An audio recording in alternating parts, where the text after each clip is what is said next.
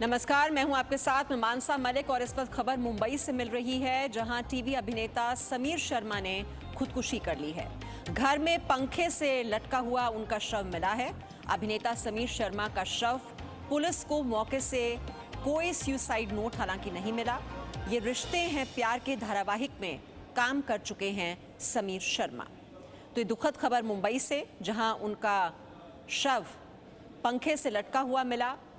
समीर शर्मा ने खुदकुशी की है और डिटेल्स ले लेते हैं। हमारे सहयोगी राकेश त्रिवेदी इस वक्त हमारे साथ जुड़े हुए हैं। राकेश, ये बहुत ही दुखद खबर, समीर शर्मा की आत्महत्या की खबर, कैसे हुआ, कब हुआ, इसको लेकर क्या डिटेल्स? देखिए मीमांसा, इसमें चौंकाने वाली बात यह है कि जिस सोसाइटी में रहते थे उनका जो वॉचमैन है वो कल रात को जब नाइट राउंड पर निकला तब उसने किचन का जो सीलिंग है उस किचन के सीलिंग पे इनका मृत शरीर को जो है फांसी पर पाया और उसके बाद में उसने सोसाइटी के मेंबर्स को अलर्ट किया, जिसके बाद पुलिस को बुलाया गया। पुलिस ने जब दरवाजा तोड़ करके अंदर देखा, जिस हालत में ये मृत शरीर पाया गया है, जो डिकम्पोज तरीके से बॉडी हो गई थी, उसके बाद पुलिस का प्राइमा फेसी ये अंदाजा है कि शायद ये सुसाइड जो है 2 दिन पहले किया गया है और 2 दिन तक जो है कमरे के अंदर कोई नहीं था, किसी को इस बात की भनक नहीं लगी कि अंदर ऐसी कोई घटना हो चुकी है। ये अपने आप में चौंकाने वाली बात है। फिलहाल पुलिस ने एक एक्सीडेंटल डेथ रिपोर्ट जो है वो रजिस्टर की है और सुसाइड नोट कोई बरामद नहीं हुआ। इस वजह से आखिर इस आत्महत्या के पीछे वजह क्या थी, इसकी जांच में फिलहाल मुंबई पुलिस जुट चुकी है। जी राकेश, आप बता रहे हैं कि 2 दिन बाद ये उनका शव मिला है, लेकिन जहां वो रहते हैं उनके आसपास जो उनके दोस्त हैं या कोई, उन्होंने इस बीच किसी ने उनको संपर्क करने की कोशिश नहीं की। ये बहुत ही हैरान कर देने वाली बात है कि 2 दिन बाद ये जानकारी मिल रही है कि उन्होंने सुसाइड किया है और सबसे बड़ी बात कि कोई सुसाइड नोट भी नहीं मिला है।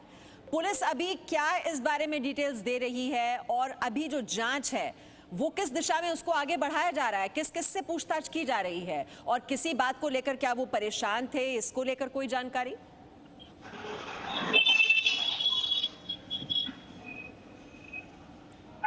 राकेश, मेरी आवाज आप तक पहुंच पा रही है? जी जी।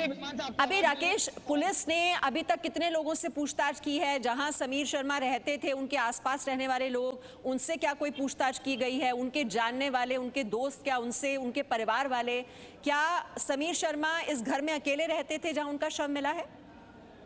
जी बिल्कुल। देखिए, मुंबई पुलिस के सूत्रों से हमें ये जानकारी मिली है कि अब तक पुलिस ने जो सोसाइटी का वॉचमैन है जिसने सबसे पहले देखा था उसका बयान वो दर्ज कर गई है। इसके साथ साथ सोसाइटी के जो चेयरमैन सेक्रेटरी हैं उनसे भी पूछताछ की गई है। इसके अलावा उनके कौन रिश्तेदार हैं, वो किसके साथ रहते थे या यहाँ पर किनसे उन्होंने आखिरी बार बातचीत की थी, इन लोगों की जांच की जाएगी। क्योंकि मामला कल देर रात जो मुंबई पुलिस के सामने आया है और आज सुबह ये एडीआर रजिस्टर की गई है, इसीलिए अब तक ज्यादा लोगों से पूछताछ नहीं की गई है। शुरुआती दौर में जो सोसाइटी और जो वॉचमैन है इन्हीं से पूछताछ की गई है। अभी पुलिस इस मामले में तलाश करेगी कि आखिर आखिरी जो फोन कॉल है वो किसे किया गया था, इनके परिवार वाले कहाँ रहते हैं और मुंबई में इनके कौन कौन दोस्त हैं जिनको कांटेक्ट करके।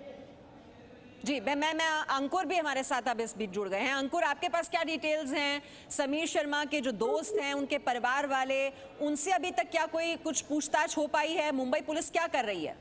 किस तरह से जांच पड़ताल को आगे बढ़ाया जा रहा है?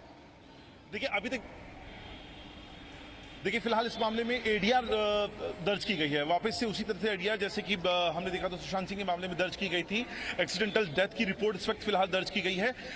वॉचमैन है, उसको शक हुआ था इस बारे में क्योंकि वॉचमैन ऊपर से लेकर नीचे तक रोज सुबह शाम जाता है। आज सुबह जब उसकी जो कमरा है, जो फ्लैट है, उसमें से जब स्मेल आनी शुरू हुई तो उसके बाद वॉचमैन को शक हुआ। उन्होंने बिल्डिंग के सेक्रेटरी और चेयरमैन को उसके बारे में बताया और उसके बाद पुलिस को इन्फॉर्म किया गया। पुलिस आई है, अब बॉडी को कब्जे में लिया गया है और अब इसके आगे की छानबीन जो है वो एडीआर यानी एक्सीडेंटल डेथ के तहत ही इस पूरे मामले को दर्ज कर फिलहाल मुंबई पुलिस छानबीन कर रही है। मुंबई पुलिस का मानना यह है कि 2 दिन पुराना यह मामला है। जिस तरह की जो लाश है सड़ गई है, पंखे अगेन जो पंखा है उसका इस्तेमाल किया गया है इसके अंदर भी। तो फिलहाल जो मुंबई पुलिस है वो अपनी तरफ से छानबीन इस वक्त की शुरू करी है अभी जस्ट।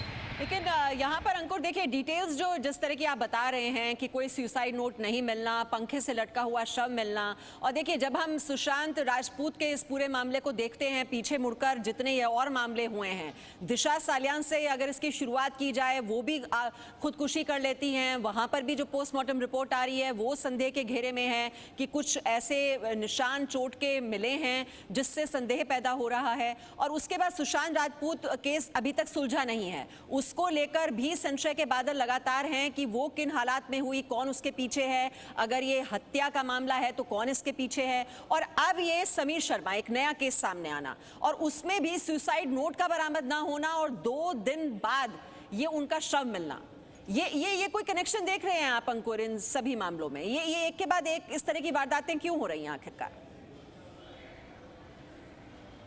देखिए फिलहाल तो ये पूरी तरह से मुंबई पुलिस के ऊपर डिपेंड करता है कि वो जो केस है वो उसको किस दिशा में लेके आगे बढ़ती है, क्योंकि ऑलरेडी जिस तरह सुशांत सिंह राजपूत के केस में एडीआर फाइल हुई है और उसके बाद अब बिहार पुलिस ने आकर उस पर कई सारे सवाल खड़े कर दिए गए हैं और अब जिस तरीके से सीबीआई की तरफ गया है, अब जाहिर तौर पर इस जो केस हुआ है सुशांत सिंह का, उसकी जो एक इंप्रेशन है वो अब समीर के केस में भी देखने के लिए मिलेगा। तो मुंबई पुलिस को बहुत सहज तरीके से इस मामले पे आगे बढ़ना पड़ेगा, एक एक मामले की छानबीन करनी पड़ेगी। फिलहाल एडीआर दर्ज की गई है क्योंकि बहुत ही शुरुआती छानबीन अभी इस वक्त की गई है, लेकिन जो बिल्डिंग का वॉचमैन है उससे लेकर सुशांत समीर के जितने भी घर वाले हैं उनसे भी पूछताछ की जाएगी। बिल्डिंग के आसपास के लोगों से, जो फ्लोर पे रहने वाले आसपास लोग होते हैं, उनके भी स्टेटमेंट रिकॉर्ड किए जाएंगे। फोन जैसी चीजें हैं उन सबको अपने कब्जे में लेकर उनका फॉरेंसिक उनकी जांच करवाई जाएगी, तब आगे की इस पूरे मामले से जुड़ी हुई कहानी खुलकर सामने आ पाएगी।